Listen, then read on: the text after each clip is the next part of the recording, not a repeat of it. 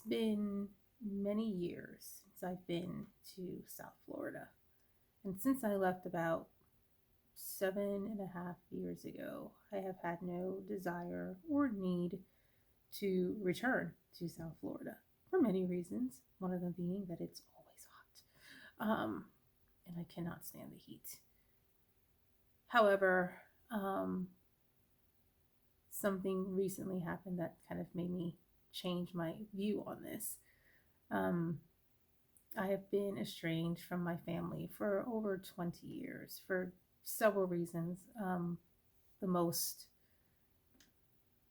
or the biggest reason for that is religious reasons. However, within the last year or so, I have been slowly rebuilding a relationship with my mother. And in the last couple of days, I spoke to my father for the first time in over 20 years, and my sister in over 20 years. And we FaceTimed and saw each other's faces, and it was amazing. Um, and this morning, I received a text from my mother that said, "Morning, love you. Let me know if you need anything." And I mean, she's sent me this text message many times. But for some reason today, it just sat on me that let me know if you need anything.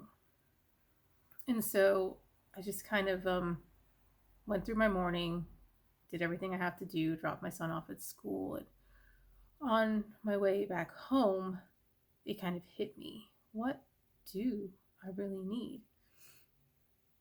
And it occurred to me that I need a hug from my mother and my father. And I need to see their faces, and I need to touch them, and I need to see my brother and sister, and I need to hold them and be held. And that is probably how they are feeling.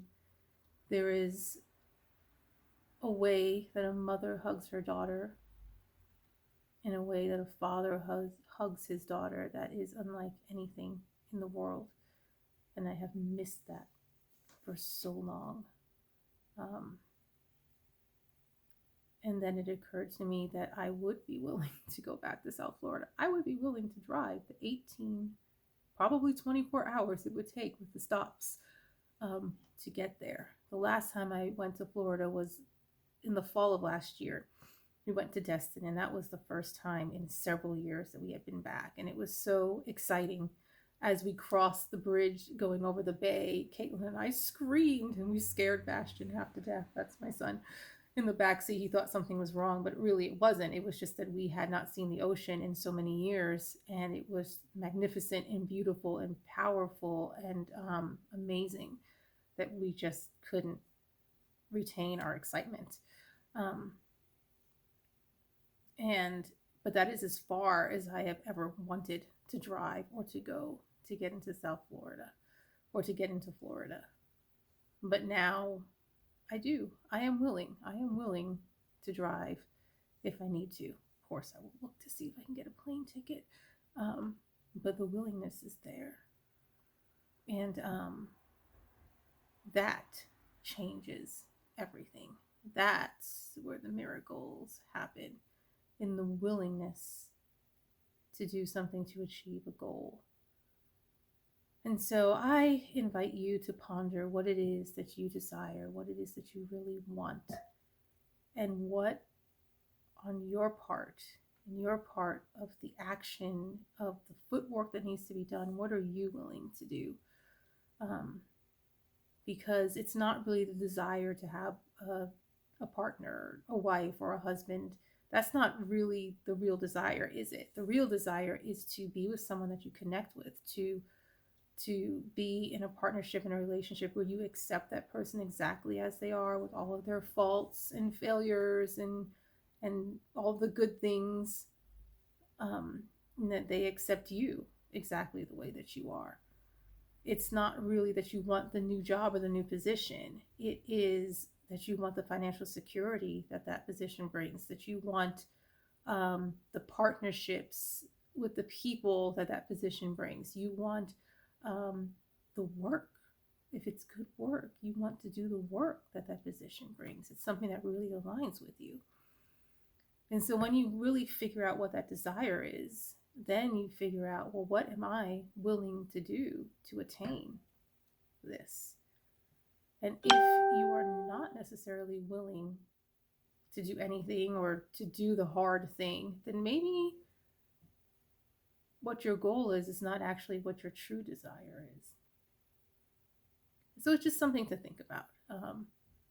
Because when it comes down to it, the miracles happen when we are willing to sacrifice, when we are willing to take the extra step, when we are willing to jump outside of our comfort zone to achieve that which we desire. And that's when the universe and God and your angels and what you believe in, that's when it works. Because then you open yourself up to allowing the miracles to happen, allowing the magic to happen, allowing the success to happen. You cannot reach a destination if you refuse to put one foot in front of the other. If I refuse to make the step, I can't get to the next level. We all have to find out what it is that we're willing to do, and it doesn't have to be something as huge and dramatic as jumping on a plane or driving 18 hours. It could be that you decide to wake up 5 minutes earlier and jot down those notes for that business you want to start. Or you wake up 5 minutes earlier and meditate and find that peace that you've been looking for that you cannot find outside of yourself. Taking that 10-minute walk around the block to center yourself, to get yourself started on a fitness journey. Those are the moments when life changes. You may not see it right away. It may not be apparent to you, but it's happening. It's happening in those moments. So, what is it that you truly desire? What is it that you really, really want? And what are you willing to do to get it? That's what I have for you today, my friends. Have a wonderful day.